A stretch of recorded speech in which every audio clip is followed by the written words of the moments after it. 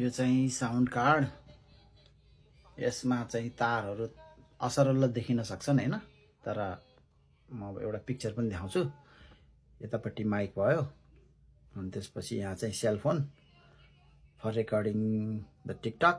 यता कम्प्युटरमा चाहिँ युट्युब प्ले गर्यो, क्यारियोकी, हेडफोन भइहाल्यो हैन। तारहरू सजिलै छ। यिनीहरूको यो लाइभ आउटपुटबाट चाहिँ सेलफोनमा जान्छ सेतो तार। यो कालो मैले चाहिँ यसरी राखेको छु। यो चाहिँ कम्प्युटरबाट आउने हैन इनपुट। अनि त्यसपछि अब यो पावर भयो। अनि त्यसपछि यो माइक हैन, यो हेडफोन। यति हो है। अनि मैले भर्खर एउटा ट्राई गरिरहेको छु गीत रेकर्ड गर्न। अनि डायग्राम चाहिँ यो हो, पज गर्न सक्नुहुन्छ है।